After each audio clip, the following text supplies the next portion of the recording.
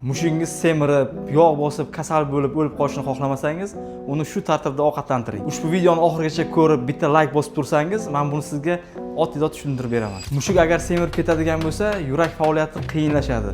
Nafas olishi ham qiyinlashadi. Tez charchaydigan bo'lib, har doim yotadigan bo'lib qoladi. Ichki organlar, ya'ni jigarning atrofini ham kuchli yog' o'rab oladi va bu lipidoz deyiladi. Buni belgilari mushuk umuman ovqat yemaydi, holsiz va terilarda sarg'ayishlar paydo bo'ladi. Bu kasallik vaqtida davolanmasa, vaqtida e'tibor bermasa, hayvonni muqarrar o'lim kutadi. Ortiqcha yog' ichki organlarni siqadi va ularning faoliyatini qiynashtirib qo'yadi. Kichkina mushuklarda ham ovqatlantirish tartibi bo'lishi kerak. Ular o'z normasini bilmagan holatda ko'p yeb qo'yib yoki semirib yoki oshqozon ichak faoliyatini buzib qo'yadi.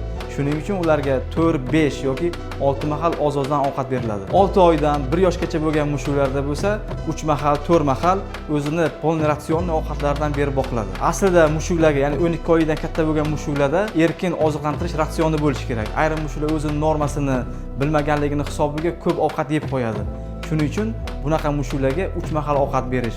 Suv ichish bo'lsa agar xohlagan paytida suvini ichishi mumkin. Siz mushugingizga berilayotgan ko'ringan instruksiyasida mushuklarning 1 kilosiga qancha ovqat berilishi va shu ovqatlarni muntazam berish natijasida mushuklarda hech qanaqa o'zgarishlar, semirish yoki ozish kuzatilmasligi yozib qo'yilgan. Instruksiya asosida beriladigan bo'lsangiz, mushugingizga hech qanaqa yuqoridagi asoratlar kuzatilmaydi. Ushbu videoni mushugini yaxshi ko'rib, ularga juda ham ko'p ovqat berayotgan tanishingizga jo'natib qo'ying.